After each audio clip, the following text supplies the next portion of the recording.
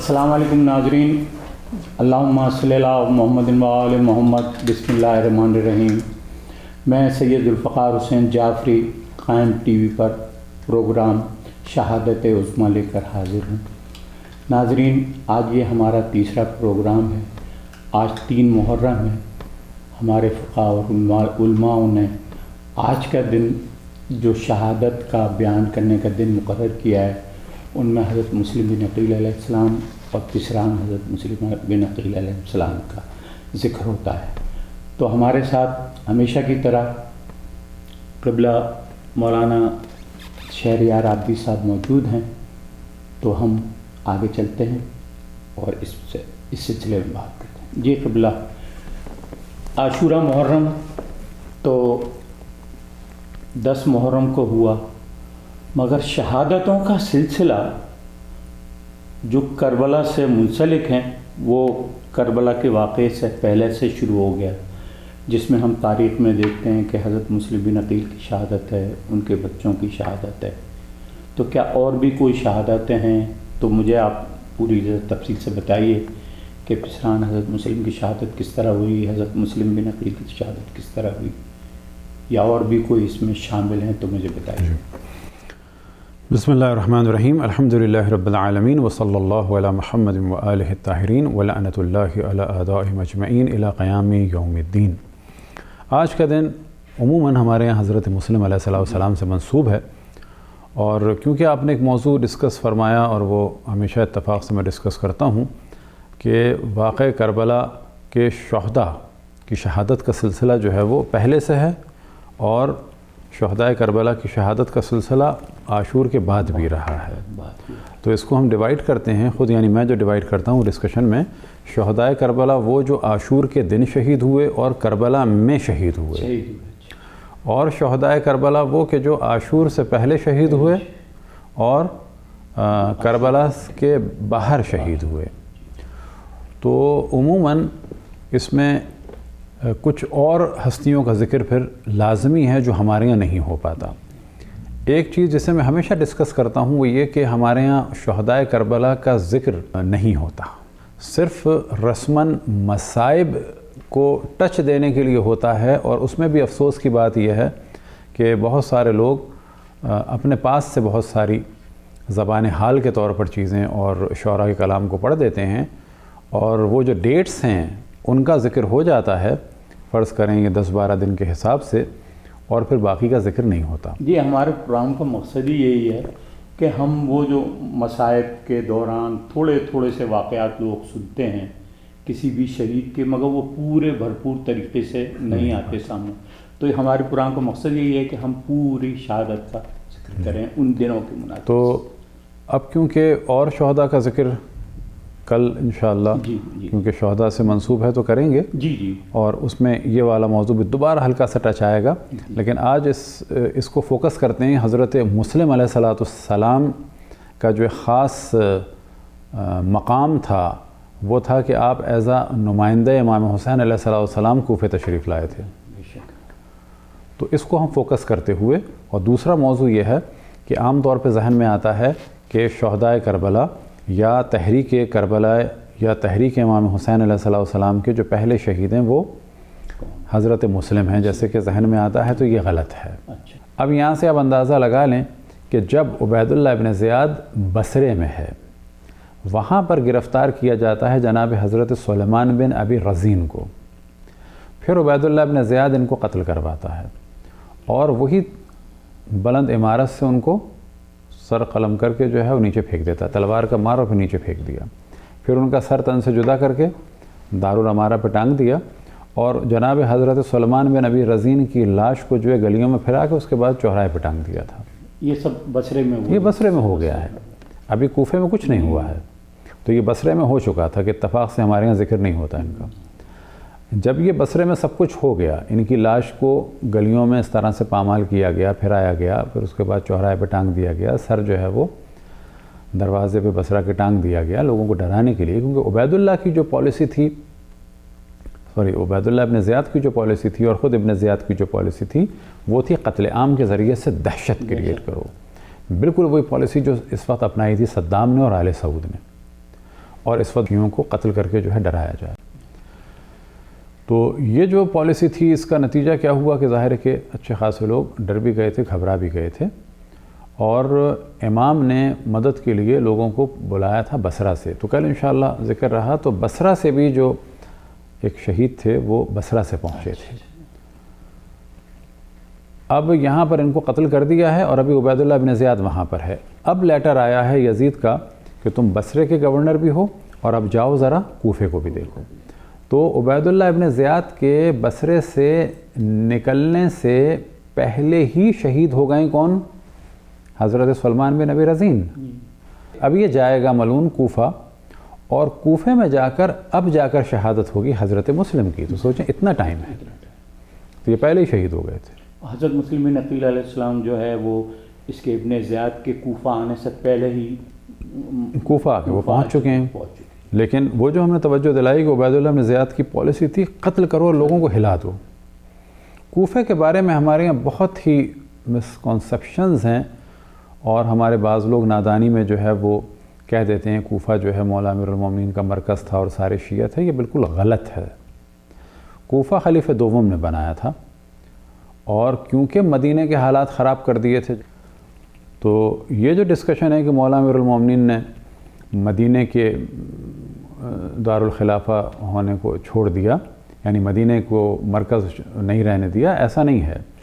وہ یہاں ان غنڈہ گردیوں کی وجہ سے آئے۔ بہت صاف بات کرنی پڑے گی کہ جو قتل عام کا بازار گرم کیا کس نے؟ محترمہ نے، اور بعد میں ان کے گرین سگنل کی وجہ سے معاویہ نے دیکھا او یہ تو پاسبل ہے، ادھر سے اس نے کیا۔ تو مولا امیر المومنین پھر اس زمانے میں یہاں پر ہیں تو مجبوراً ہیں، اور یہاں پر جو ہے وہ اب کیونکہ معاویہ کے حملے ہو رہے ہیں تو یہاں پر ہیں۔ اب یہ شہر جو ہے وہ پہلے بھی ایک چھاونی والا شہر ہے، خلیفہ دوم کا بنایا ہوا ہے، اور یہاں پر اتنی ان کی پاپولیشن ہے ماننے والے کی کہ جب مولا امیر المومنین نے تراویح سے روکا تو وہاں عمرہ کی ندائیں بلند ہو گئی تھیں۔ مولا امیر المومنین کی بات کو نہیں مانا تھا ان لوگوں نے۔ تو یہاں پر جو لوگ ہیں وہ فوج میں ہیں مولا امیر المومنین کی، لیکن وہ مولا امیر المومنین کو امام اللہ کی طرف سے ماننے والے نہیں ہیں۔ یہ بڑا فرق ہے، یہ ہمارے لوگ نادانی کر جاتے ہیں۔ مولا امیر المومنین کی فوج میں ہونا بے عنوان حاکم، بے عنوان چوتھے خلیفہ، یہ الگ موضوع ہے۔ مولا علی کا مطیع و فرما بردار ہونا اور مولا علی کی فوج میں ہونا اس عنوان سے کہ یہ اللہ کی جانب سے پہلے خلیفہ ہیں، یہ الگ عنوان ہے۔ یہ پبلک کے چنے ہوئے چوتھے خلیفہ ہیں، یہ الگ عنوان ہے۔ تو کوفے میں جو فوج تھی وہ مولا امیر المومنین کو چوتھا خلیفہ مانتی تھی، وہ بھی کس کا؟ پبلک کی بیعت کے ذریعے سے۔ وہ والے شیعہ نہیں تھے کہ جو مولا امیر المومنین کو رسول اللہ صلی اللہ علیہ وآلہ وسلم کا نفس اور جان اور وسیع و وزیر بحکم خداوند تبارک و تعالی مان رہے ہیں اور خلیفہ بلا فصل مان رہے ہیں، وہ والے نہیں تھے۔ یہ ہمارے بعض خطبہ جو ہے وہ ملامت کرنے آتے ہیں تو شیعوں کو بعض دفعہ اس قسم کی باتیں کر دیتے ہیں، جیسا کہ بعض نے بھی کی کچھ عرصے پہلے۔ تو کوفے کا کانسیپٹ تو ہمارے لوگوں کو بعض تو کلیئر نہیں ہے، اور دشمن کو موقع ملتا ہے اس سے۔ تو یہاں پر مولا امیر المومنین ہیں، تو کوفے کے حالات ایسے ہیں۔ اب ان میں مولا امیر المومنین آئے ہیں، کچھ لوگ اور آ گئے ہیں، تو ذرا کوفے کے حالات تھوڑے سے بہتر ہو گئے ہیں۔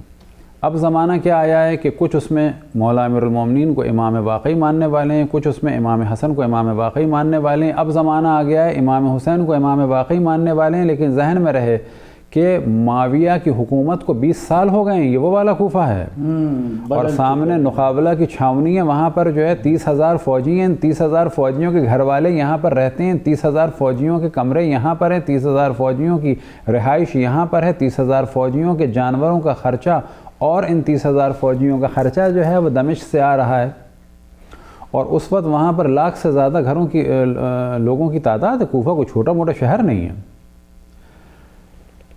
یہ حالات ہیں اس وقت، واقع کربلا کے وقت یہ ہے کوفہ۔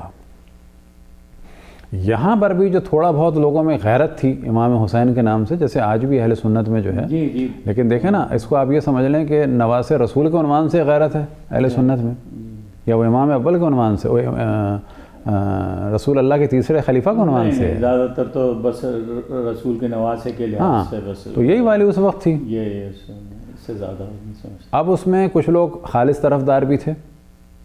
اب یہ جو خالص طرفدار تھے ان سب کو ڈرا دیا کب کہ جب عبید اللہ ابن زیاد آ گیا. وہ بھی کیسے آیا کہ اب لوگوں میں یزید کی اول تو معاویہ کے ظلم کی وجہ سے ایک اندر نفرت تو تھی کہ غنڈہ آدمی ہے، پھر اس کے بعد یزید کی وجہ سے کہ اس نے کہا اپنے فاسق و فاجر و زانی و شرابی بیٹے کو. تو وہ جو عام لوگ بھی تھے، یعنی جیسے کہا جائے مکتب خلفاء کے پہلے دوسرے تیسرے خلیفہ کو اور مولا امیر المومنین کو چوتھے خلیفہ ماننے والے، وہ بھی یزید کی وجہ سے معاویہ کی حرکتوں کی وجہ سے معاویہ کے، اور پھر یزید کی خلافت کی وجہ سے معاویہ کے خلاف ہو گئے تھے، پھر یزید کے بھی خلاف ہو گئے تھے.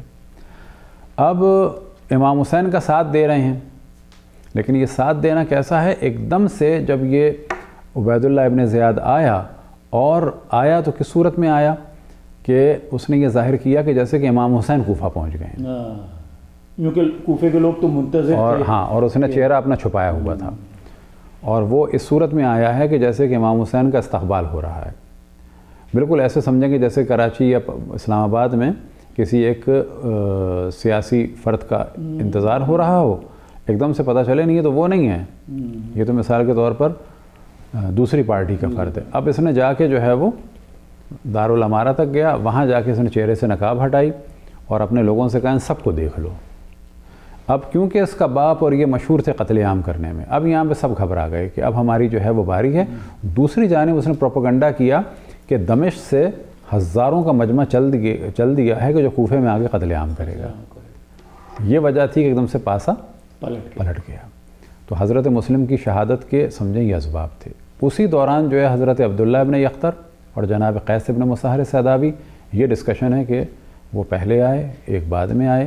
جناب عبداللہ ابن یختر کے بارے میں ذہن میں رہے کہ وہ ام یختر اور ان کے والد جو تھے، جس طرح حضرت فضہ رسول اللہ صلی اللہ علیہ وسلم اور مولا امیر المومنین اور جناب سیدہ کی خدمت کو اپنا فخر سمجھتی تھیں، تو عبداللہ ابن یختر کے جو والد تھے، یعنی یختر اور زوجہ یختر جو ہیں، میں نے ام یختر کہہ دیا تھا، زوجہ یختر جو تھیں، یہ رسول اللہ اور اہل بیت کی خدمت کو اپنا شرف سمجھتے تھے. امام حسین کی ولادت اور جناب یختر کی ولادت ایک ہی ہفتے میں ہوئی تھی، اور وہاں پر یہ کلچر تھا کہ اگر ایک بچہ ایک گھر میں پیدا ہو ایک ہفتے میں تو اس کو بھی کہتے تھے کہ بھائی ہے. تو ایک دوسرے کی والداؤں کا دودھ نہیں پیا تھا ان لوگوں نے، لیکن عبداللہ یختر کو کہا جاتا تھا رضیع الحسین. رضیع الحسین سے مراد دودھ شریک بھائی نہیں تھے. عربی کلچر میں ایک چیز تھی رضیع المدت. رضیع المدت کے معنی یہ ہیں کہ ایک ہفتے 10 دن کے دوران اگر ایک ہی گھر میں 2 بچے ہوں، اچھا تو کہتے تھے یہ لوگ رضیع المدت ہیں، یہ بھائی ہیں. کس کے؟ دودھ کی وجہ سے نہیں، یہ بھائی ہیں مدت کی وجہ سے کے ساتھ ہوئے. تو جناب عبداللہ ابن یختر جو تھے یہ امام حسین کے رضیع الحسین کہلاتے تھے، لیکن رضیع المدت. اور امام حسین کے بڑے عاشق تھے، امام حسین کے بڑے اہم صحابی تھے. امام حسین نے ان کو بھی کوفے بھیجا تھا. کب؟ کہ جب حضرت مسلم گرفتار ہو چکے تھے. اور ان سب کو بھی اسی طریقے سے شہید کیا جیسے حضرت مسلم کو شہید کیا. ان سر کاٹے گئے، جنازوں کو پھرایا گیا. اور وہی جو ان کا طریقہ کار تھا دہشت، کہ انہوں نے دہشت پھیلانا کہ عمارت کی منزل پر لے گئے جی، اور وہاں پہ دونوں ہاتھ باندھ کے پیچھے سے سر کو. عبداللہ ابن یختر کو آفر کی تھی کہ تمہاری جان چھوڑ دیں گے اگر تم آ کر جو ہے وہ تمہارا اختیار ہے، یا تم کو ماریں گے یا پھر تم علی ابن ابی طالب، حسن ابن علی اور حسین ابن علی پہ لعنتیں بھیجو. تو انہوں نے کہا میں یہ لعنتیں بھیج دوں گا. نہیں ہم دیکھتے ہیں نہیں یہ بڑا اچھا لگتا ہے. انہوں نے کہا میں لعنتیں بھیج دوں گا. کہاں بھیجنی؟ کہ بازار میں جا کے بھیجنی. انہوں نے کہا چلیں یہ کام کر دیتا ہوں. تو وہاں جا کے انہوں نے مولا رسول اللہ، پہلے اللہ سبحانہ و تعالیٰ کی حمد و ثنا کی، رسول اللہ صلی اللہ علیہ وسلم کی ثنا فرمائی، مولا امیر المومنین کے فضائل پڑھے، صلوات پڑھوائی، امام حسن امام حسین کی، اور یزید کے باپ پر اور عبید اللہ اس کے باپ پر جو ہے لعنتیں پڑھوائیں. اور یہاں سے ان کو قتل کیا گیا. میں نے کہا یہ بات آدھی رہ جاتی. انہوں نے کہا کہ صحیح ہے میں لعنتیں بھجوانے کو تیار ہوں. تو انہوں نے یہ کام کیا تھا جناب حضرت عبداللہ ابن یختر رضوان اللہ تعالیٰ علیہ. ہم یہ دیکھتے ہیں قبلہ کہ جو ہم سنتے آئے ہیں، ظاہر ہے ہمارا علمی نالج تو نہیں ہے، جو بھی علماؤں نے ہمیں سنایا کہ پانسا پلٹ گیا تھا عبید اللہ ابن زیاد کا کوفے میں گورنر کے آنے کے بعد. تو حضرت مسلم علیہ السلام کے لیے ایسے حالات پیدا ہو گئے تھے کہ ان کا کوئی ٹھکانہ نہیں رہا تھا. اور اسی عالم میں وہ ایک جو آتا ہے دروازے پہ بیٹھ گئے، تو کا نام شاید ہے، ان کا، اور بہرحال ان کو اور بہادری تو ظاہر ہے کہ مولا علی کی ایک ان گھرانے کے ہاشمی زیور تھا بہادری تو ان کو کوئی بھی مطلب یہ کہ شہید نہیں کر سکا حضرت مسلم بن عقیل کو. اور بلکہ ابن زیاد سے جب فوجیں طلب کی جاتی تھیں تو اکثر یہ جملہ سننے میں ملتا ہے، انہوں نے کہا تھا یار تم ایک آدمی ہے، تم اس کو نہیں شہید کر پا رہے ہو، نہیں قتل کر پا رہے ہو. تو اس کا جو ان کا سالار تھا فوج کا، اس نے کہا کہ میرا واسطہ کسی للو پنجو سے نہیں ہے، یہ بنی ہاشم کے خاندان کا فرد ہے. تو قصہ مختصر کہ حضرت مسلم کی شہادت ہو گئی، ان کو اسی طریقے سے کیا کہہ دیا، ان کی وصیتوں پہ بھی عمل نہیں کیا جو انہوں نے 2 وصیتیں بنائی تھی. اس کے بعد جو پسران حضرت مسلم تھے، جو ان کے 2 بچے تھے غالباً محمد اور ابراہیم ان کے نام تھے، تو وہ بھی بیچارے اسی طریقے سے بے آسرا ہو گئے. اور کس طریقے سے ابن زیاد نے ان کے لیے اعلان لگایا، یعنی کہ وہ دشمنی میں اتنے آگے بڑھ چکے تھے کہ وہ ایک بڑے کو ہی نہیں دیکھ رہے تھے، اس کی اولادوں تک کے معصوم بچوں تک کے لیے بھی جو ہے نا انہوں نے قتل کے حکم صادر کیے تھے. اور یہی ہم کربلا کے واقعے میں دیکھتے، پھر اب آگے ذکر آئے گا. تو قبلہ بہت عمدہ گفتگو ہوئی اور کچھ نئے پہلو آپ نے بیان فرمائے جس سے ہمارے ناظرین شاید آگاہ نہ ہوں. تو انشاءاللہ اب ہمارے پروگرام کا وقت ختم ہوا چاہتا ہے، تو ہم کل پھر دوبارہ ایک نئے شہید کے ساتھ. لیکن اس وقت اگر 1-2 منٹ اوپر ہو جائے، کیونکہ حضرت مسلم کے بچوں کا ذکر رہ جائے گا جی پھر. جی جی جی تو میرے خیال سے تو کوئی اتنا پرابلم نہیں ہے. ہاں بڑی تیزی سے کر دیتے ہیں. حضرت مسلم علیہ السلام پہلے یہ ذہن میں رہے کہ مولا امیر المومنین کے سگے بھتیجے بھی ہیں، جناب عقیل کے فرزند، یعنی امام حسن امام حسین کے سگے چچا زاد بھائی بھی ہیں. لیکن ایک دوسرا رشتہ بھی ہے. وہ رشتہ یہ ہے کہ مولا امیر المومنین کی صاحبزادی تھی رقیہ بنت علی، ان کے شوہر بھی ہیں. جی جی. اچھا، اب یہاں سے بڑی تیزی سے ذکر کرتے ہیں کہ جب مصائب پڑے جاتے ہیں کہ امام حسین کو خبر ہوئی حضرت مسلم کی شہادت کی، تو بچی کو بلایا اور اپنے تشفی کی. اور تو بعض دفعہ لوگوں کے ذہن میں آتا ہے یہ تو چچا زاد بھائی کی بیٹی ہے تو نامحرم ہوگی.